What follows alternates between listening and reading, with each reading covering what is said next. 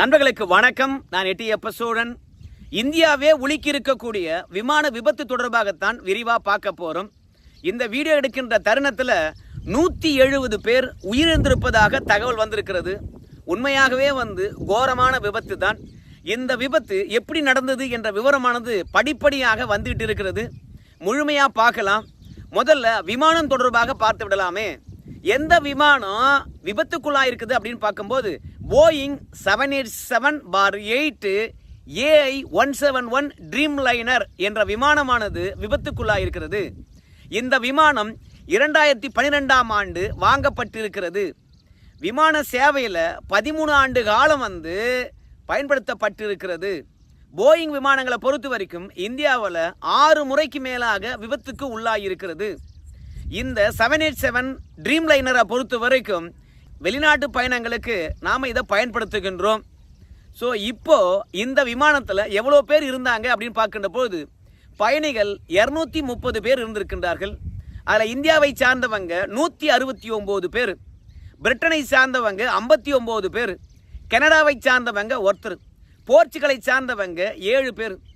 மொத்தமாக பார்க்கும்பொழுது 2 பைலட்டு அப்புறம் பணியாளர்கள் என்று சொல்லிட்டு 242 பேர் இந்த ட்ரீம் லைனரில் பயணம் பட்டிருக்கின்றார்கள். ஸோ எப்படி விபத்து நடந்தது அப்படின்னு பார்க்கலாம்.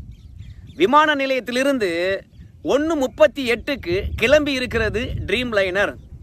ஆனால் 1:43க்கெல்லாம் மேனிகா நகர் பகுதி குடியிருப்பில் விழுந்து சுக்குநூறாக உடைந்திருக்கிறது. இந்த விபத்து நடைபெறுவதற்கு முன்பாக விமான இடத்தில் இருந்து மேடே கால் அப்படின்ற விபத்து அலாரத்தை பார்த்தீங்கன்னா விமான கட்டுப்பாட்டு அறைக்கு கொடுத்திருக்கிறாரு.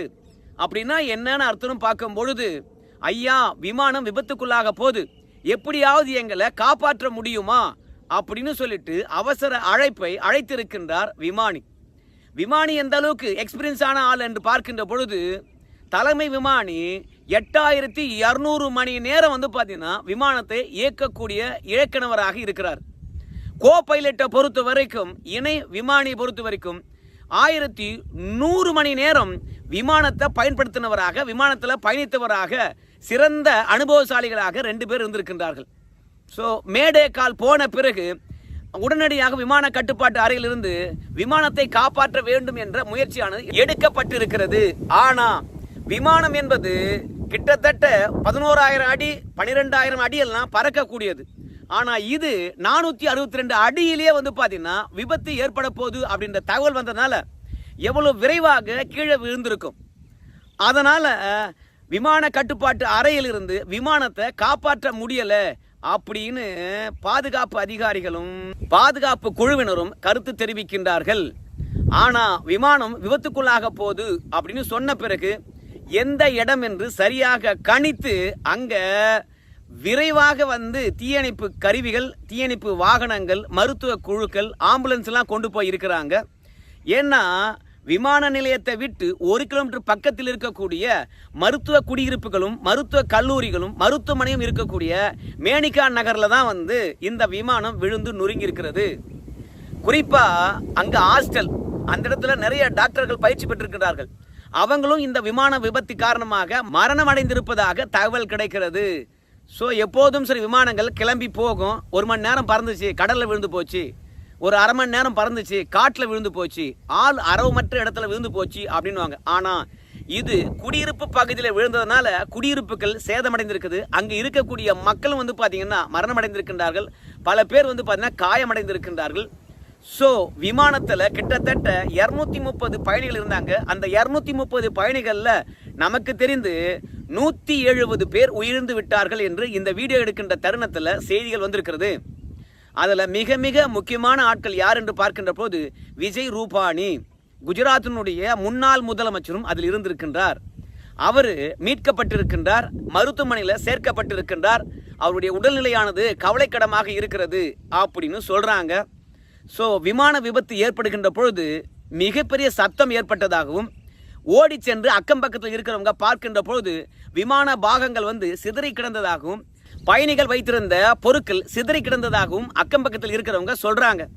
அது மட்டுமல்ல, விமானம் விழுந்த உடனே கரும்புகை எழுந்ததாகவும் அதற்கு பிறகு தீ பற்றி எரிந்ததாகவும் பார்த்தவங்க சொல்கிறாங்கப்பா. இதுக்கு என்ன காரணம் என்று பார்க்கின்ற பொழுது, அகமதாபாத்து சர்தார் வல்லபாய் பட்டேலுடைய விமான நிலையத்திலிருந்து லண்டன் போனோம் 6800 கிலோமீட்டர். ஸோ நீண்ட பயணமாக இருப்பதனால விமானத்தில் எரிபொருளை பொறுத்த வரைக்கும் 60 டன் ஒயிட் பெட்ரோலை ஏற்றிருக்கிறாங்க. அது எல்லாருக்கும் தெரியும், ஹை டெஃபினிஷனு. ஸோ பட்டாவே பற்றிக்கும். விமானம் என்கின்ற போது எவ்வளோ வேகமாக கிளம்பியிருக்கும். ஸோ கீழே விழுந்து நுறுங்குகின்ற போது அந்த எரிபொருளானது எப்படி வெடித்து சிதறி இருக்கும் அப்படின்ற விஷயம் நீங்கள் புரிஞ்சுக்கலாம். அதனால் அந்த விமானத்துக்குள்ளே இருந்தவங்க 230 பேரும் காயம் இல்லாமல் தப்பிக்க முடியாது. உயிர் தப்பிப்பதே பார்த்தீங்கன்னா அதிசயமாகத்தான் இருக்கிறது. ஏன்னா நேரம் போக போக அங்கே இருக்கக்கூடியவங்க சோஷியல் மீடியாவில் அந்த விமானத்துடைய பாகங்களும் எரிந்த பகுதிகளும் வீடியோவை எடுத்து போடுகின்ற போது யாரும் உயிர் தப்பிருக்க முடியாது அப்படின்ற எண்ணம் தான் நமக்குள்ளே வருகிறது. அது மட்டும் இல்லை, விமானம் விழுந்த பிறகு அந்த பகுதியில் இருந்த குடியிருப்பு வாசிகள் கூட உயிரிழந்திருக்கின்றார்கள் என்றால் விமானத்தில் இருக்கிறவங்க உயிர் பிழைத்திருக்க வாய்ப்பு இருக்கிறதா? இல்லை. அதனால் 170 உடல்கள் கண்டறியப்பட்டிருக்கிறது. அதில் முன்னாள் முதலமைச்சர் விஜய் ரூபானி அவர்கள் கவலைக்கிடம் என்று சொல்கிறாங்க. ஒருவேளை குஜராத்தில் பதட்டம் ஏற்பட்டு விடக்கூடாது என்பதற்காக விஜய் ரூபானி அவர்கள் மரணம் அடைந்ததை மறைக்கலாம் அப்படின்னு கூட சொல்கிறாங்கப்பா. சரி, எரிபொருள் தான் இதுக்கு காரணமாக இருக்குமா அப்படின்னு பார்க்கின்ற பொழுது, இந்த விபத்து நடந்த உடனே ஏர் இந்தியா ஒரு தகவலை பகிர்ந்து கொள்கிறது. இது ஆக்சிடென்டல்ல இன்சிடென்ட்டு அப்படின்னு சொல்கிறாங்க. இது ஒரு சந்தேக பார்வை மட்டும்தான். ஆக்சிடென்ட் என்பது விபத்து, ஆனால் இன்சிடென்ட் என்பது யாராவது ஒருத்தரால் செய்யப்பட்ட சதி வேலை அப்படின்னு குறிக்கிறாங்க ஏர் இந்தியா. ஏன்னா விமான ஓடுதளத்தில் இருந்து ரொம்ப தூரம்லாம் பறக்கவே இல்லை, ரொம்ப உயரத்துக்கும் போகலை. விமானத்தை பொறுத்த வரைக்கும் பொறியியலாளர்கள், அதாவது என்ஜினியர்ஸ் பார்த்தீங்கன்னா முழுவதுமாக சோதனை செய்கின்றார்கள். ஏன்னா நீண்ட பயணம், அதனால் எந்த ஒரு பிரச்சனையும் இருக்கக்கூடாது என்பதை கண்காணித்துட்டு தான் அனுப்புவாங்க. அதுக்குள்ள லக்கேஜ் என்ன இருக்குது, எவ்வளோ பேர் இருக்கிறாங்க, அவங்களுடைய வெயிட் என்ன, அவங்க கொண்டு வந்த திங்ஸ் என்ன, எல்லாவற்றையுமே பரிசோதிப்பார்கள். அப்படி சோதனையிட்ட பிறகு தான் அந்த விமானமானது அங்கிருந்து கிளம்பும். அது மட்டும் கிடையாது, என்னடா பரிசோதிக்கிறவங்க பரிசோதித்து விட்டாங்களே அப்படின்னு போக மாட்டாங்களாம். ஏர் இந்தியாவில் இருக்கக்கூடிய பைலட்டுகள் அவங்க மீண்டும் விமானத்தை முழுவதுமாக சக்கரத்திலிருந்து, லேண்டிங் கியர்லேருந்து, லிப்டிங் கியர்லேருந்து எல்லாவற்றையும் சோதனை செய்து விட்டு தான் விமானத்தையே பார்த்தீங்கன்னா இயக்குவார்களாம். அப்படி தான் அனுபவம் பெற்ற இந்த விமானிகள் விமானத்தை இயக்கி இருக்கிறாங்க. அதனால் முழுமையாக பக்காவாக தரவு செய்து விட்ட பிறகு விமானத்தை இயக்கின பிறகும் விமானம் உடனடியாக விபத்துக்குள்ளாக இருக்குன்னா இதில் ஏன் சதி வேலை இருக்கக்கூடாது அப்படின்னு ஏர் இந்தியா சந்தேகிக்கலாம். ஏர் இந்தியா பைலட்டுகளை பொறுத்த வரைக்கும் ரொம்பவே அனுபவம் பெற்றவர்களாக இருப்பாங்களாம். எந்த அளவுக்கு அனுபவம் பெற்றவர்கள் அப்படின்னு பார்க்கும்பொழுது, அவங்க ஏர் இந்தியாவிலிருந்து ஓய்வு பெற்று விட்டார்கள் என்றால் பிற கம்பெனிக்கும் போய் வேலை செய்வாங்களாம். அப்படி ஏர் இந்தியா பைலட்டுகளை பொறுத்த வரைக்கும் திறன் வாய்ந்தவர்களாக இருப்பாங்களாம். அப்படி தான் லண்டனுக்கு போகின்ற இந்த விமானத்தையும் இயக்கக்கூடியவர்களாக இருந்தாங்களாம். அவங்க கண்டிப்பாக சோதனை செய்கின்ற போது தப்பு பண்ணியிருக்க மாட்டாங்க அப்படின்றது முதற்கட்ட தகவல் வருகிறது. அதனால் இது சதி வேலையாக இருக்கலாம் அப்படின்னு சொல்கிறாங்க. இரண்டாவது, ஏதாவது காலநிலை கோளாறாக இருக்கலாமா அப்படின்னு நினைக்கிறாங்க. அதில் குஜராத்தை பொறுத்த வரைக்கும் இப்போதைக்கு வெப்ப காலம், மழைக்காலம் கிடையாது, பனிக்காலம் கிடையாது. குறிப்பாக அகமதாபாத் நகர் சர்தார் வல்லபாய் பட்டேலுடைய விமான நிலையத்தில் செல்சியஸ் 37 டிகிரி இருந்திருக்குது. ஸோ நம்ம தமிழகத்தில் அவ்வளோ வெப்பநிலை என்றைக்கும் உயராது, 36 டிகிரி செல்சியஸ் தான். அதை விட அதிகமான வெப்பநிலை தான் இருந்திருக்குது. அதனால் காலநிலை காரணமாக இருக்க வாய்ப்பில்லை. சரி, மேகமூட்டமாக இருந்திருக்கலாம் இல்லையா அப்படின்னு சொல்லுகின்ற போது அதையும் பரிசோதித்து இருக்கின்றார்கள். கிட்டத்தட்ட 6000 மீட்டர் தொலைவுக்கு நம்ம கண் பார்வை தெளிவாக தெரிகின்ற அளவுக்கு வானத்தில் மேகங்கள் இல்லவே இல்லையாம். அவ்வளோ தெளிவாக தான் இருந்துதான் காலநிலையும் சரி, அதே மாதிரி வானிலையும் சரி. அதனால் காலநிலையை காரணமாக சொல்ல முடியாது அப்படின்னு ஒரு தரப்பு சொல்கிறாங்க. இரண்டாவது என்ன சொல்கிறாங்கன்னா, விமானம் விபத்துக்குள்ளான பகுதியில் போய் பார்க்கின்ற போது பாகங்கள் எல்லாம் சிதறி அங்கே இருக்கக்கூடிய கட்டிடங்கள் மீது தொங்கிக் கொண்டு இருக்கிறது. அதில் சக்கரங்களை பார்க்குறாங்க. அந்த சக்கரத்தில் பார்த்தீங்கன்னா 2 சக்கரத்தில் 2 பறவைகள் அடிபட்டு இருப்பது நன்றாக தெரிகிறது. ஸோ இந்த விமானம் விபத்துக்குள்ளானது தொடர்பாக யோசனை பண்ணி பார்க்கின்ற போது பறவை மோதலாக இருக்கலாம் அப்படின்னு சொல்கிறாங்க. எப்போதும் பறவைகளை பொறுத்த வரைக்கும் 11,000 12,000 அடி உயரத்தில் போய் மோதுமா அப்படின்னு பார்க்கும்போது இருக்காது. ஸோ குடியிருப்பு பகுதியாக இருப்பதனால தாழ்வாக பறந்ததனால ஸோ பறவைகள் இந்த சதி வேலையில் ஈடுபட்டிருக்கலாம் அப்படின்னு முடிவுக்கு வருகின்றார்கள். ஆனால் கருப்பு பெட்டின்னு ஒன்று சொல்லுவோம் இல்லையா, அந்த கருப்பு பெட்டி கிடைத்தால்தான் முழு விவரமும் நமக்கு தெரியும். என்னையா இது விழுந்தது, என்ன கடல்லையா இல்லை காட்டிலையா, குடியிருப்பு பகுதியில் தான் விழுந்தது. அதனால் அந்த கருப்பு பெட்டியை உடனடியாக கைப்பற்றி எதனால் விமானம் விழுந்தது, அங்கே இருக்கக்கூடிய பைலட்டுகளும் மக்களும் என்ன பேசிக்கிட்டாங்க, என்ன பதிவாயிருக்குன்னு பார்த்துலாம் இல்லையா அப்படின்னு சொல்லுகின்ற போது, கருப்பு பெட்டியை மீட்பது ஒன்றும் சவால் இல்லை. ஏன்னா கருப்பு பெட்டி என்றாலே கருப்பு பெட்டிலாம் கிடையாது, அது காவி பெட்டியாக தான் இருக்குமா, நல்லா ஒளிரக்கூடிய புளிதுசென்ட் கலரில் தான் இருக்குமா, அதனால் கண்டுபிடிச்சிருவாங்களாம். ஆனால் இப்போ உடனடியாக அந்த பெட்டியை மீட்க முடியாததுக்கு காரணம் குடியிருப்பு பகுதியில் விமானம் விழுந்ததுனால அந்த பெட்டி எங்கே சிதறி விழுந்திருக்குது அப்படின்னு தெரியல. இரண்டாவது 60 டன் எரிபொருள், அது மொத்தமாக எரிந்து தீர வேண்டும், கரும்புகை. அதனால் உடனடியாக அந்த பெட்டியை கண்டுபிடிக்க முடியலை அப்படின்னு சொல்கிறாங்க. அது மட்டும் இல்லை, விமானத்துறை அமைச்சர் ராம்மோகன் ராய்டு அவர்கள் களத்துக்கு விரைந்திருக்கின்றார்.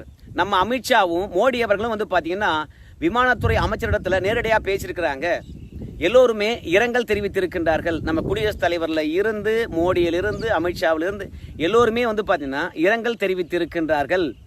ஸோ விமானத்துறை அமைச்சரை பொறுத்த வரைக்கும் நாங்கள் காயமடைந்தவர்களுக்கு முதல்ல மருத்துவம் கொடுப்பதில் தான் நாங்கள் கவனம் செலுத்துகின்றோம் அப்படின்னு சொல்லியிருக்கிறாங்க. தொடர்ந்து மரணம் அடைந்தவர்களை கண்டறிந்து அந்த உடல்களை உடற்கூறாய்வு செய்து ஒப்படைக்கின்ற வேலையிலும் ஈடுபட்டு இருக்கின்றோம். ஸோ மீட்பு பணியானது விரைவாக நடந்து கொண்டிருக்கிறது. பிறகு விசாரணை நடக்கும். விசாரணைக்கு பிறகுதான் இந்த விமானமானது எதனால் விபத்து ஏற்பட்டது அப்படின்றது முழுமையாக நமக்கு தெரியும் அப்படின்னு சொல்லியிருக்கிறாங்க. ஸோ மொத்தத்தில் எரிபொருள் பக்கமும் செக் பண்ணியிருக்காங்க, விமானத்தை ஏதாவது சேதாரம் இருந்திருக்கான்னு பார்த்துருக்காங்க, டயர்கள் ஏதாவது பிரச்சனையாக இருந்து பார்த்துருக்குறாங்க, இல்லை விமானிகள் கிட்ட இருக்கின்ற பொருட்கள் ஏதாவது காரணமாக அதையும் செக் பண்ணியிருக்கிறாங்க. அது மட்டும் இல்லை, என்ஜினியர்ஸும் செக் பண்ணியிருக்காங்க, அங்கே பைலட் 2 பேரும் செக் பண்ணியிருக்காங்க. ஸோ விமானம் என்பது விபத்துக்குள்ளாவதுக்கான எந்த காரணியும் கிடையாது. ஆனால் கிளம்பிய உடனே விபத்துக்குள்ளானது பல சந்தேகத்தை எழுப்பியிருக்கிறது. ஸோ எதுதான் காரணமாக இருந்திருக்கும் அப்படின்றது கண்டறிய முடியாத ஒன்றாக இருக்குது. சில பேர் மரம் மூட்டி இருக்கலாம், இல்லை வீடுகள் பார்த்தீங்கன்னா விமானத்தை தட்டி இருக்கலாம் அப்படின்னு சொல்கிறாங்க. அதுக்கு என்ன காரணம்னு கேட்டிங்கன்னா, ரன்வேவை விட்டு அப்படியே லிஃப்ட் ஆகின்ற பொழுதே விமானமானது அப்படியே ஷேக் ஆச்சான், அப்படியே அலை பாய்ந்ததான். ஸோ அந்த அலை பாய்தல் உடனே தான் போய் கட்டிடங்கள் மீது விழுந்தது அப்படின்னு சொல்கிறாங்க. ஸோ தாழ்வாக பறந்தது கூட கோளாறாக இருக்கலாம், எவ்வளோ உயரம் பறக்குது என்ற மீட்ரு செயலிழந்திருக்கலாம், விமானிக்கு நிலவரம் தெரியாமல் இருந்திருக்கலாம், அதனால் பார்த்தீங்கன்னா கட்டிடத்தின் மீது மோதி இருக்கலாம் அப்படின்னு சொல்கிறாங்க. ஸோ என்ன பிரச்சனை என்பதை பற்றி போக போக உண்மைகள் வரும். அவற்றையெல்லாம் அடுத்த வீடியோவில் நான் முழுமையாக தருகின்றேன். என்னதான் இருந்தாலும் 230 பேருடைய நிலை என்ன என்றே தெரியல. ஸோ எத்தனை கனவுகளுடன் போயிருப்பாங்க, அந்த கனவுகள் எவ்வளோ வீணாச்சு. விமான விபத்து என்கின்ற போது அரிதாக நடக்கக்கூடியது தான். பயணங்கள்லேயே ரொம்ப பாதுகாப்பானது விமான பயணங்கள் தான் என்று சொல்லுவாங்க. அந்த விமான பயணங்களே இப்போதெல்லாம் கேள்விக்குறியாகிறது. போயிங் மீது சீனாக்காரன் நம்பிக்கை வைக்கலன்னு சொன்னோம், ஆனால் இந்தியா மட்டும் ஏன் நம்பிக்கை வைக்குது, மீண்டும் போயிங் விமானங்களை ஏன் வாங்குது? ஏர் இந்தியா சர்வீஸை பொறுத்த வரைக்கும் இப்போ டாடா நிறுவனம் தான் வாங்கி நடத்திக்கிட்டு இருக்கிறது. ஸோ அவங்களுடைய சேவைகள் எப்போ நல்லா இருக்குன்னு சொல்லுவாங்க. ஆனால் டாடா ஏர்லைன்ஸே பார்த்தீங்கன்னா இப்போ விழுந்து விபத்துக்குள்ளாயிருப்பது, எப்பா விமானத்தில் போனோமா என்ற சந்தேகம் எல்லாருக்கும் எழுகிறது. ஸோ பார்க்கலாம் பொறுத்திருந்து எதனால் இந்த விபத்து நடந்தது என்று சொல்லிட்டு, விபத்தை சரியாக கண்டறிஞ்சிட்டாங்கன்னு வச்சுங்களேன், இதனால தான் நடந்தது என்று சொல்லிட்டு அந்த பிரச்சனையை ரெக்டிஃபை பண்ணிடலாம். இல்லைனா தொடர்ச்சியாக இது போன்ற விபத்துகள் தொடர்ந்து நடைபெறுவதற்கான வாய்ப்பு இருக்கிறது அப்படின்னு சொல்கிறாங்க. பார்க்கலாம். நன்றி நண்பர்களே.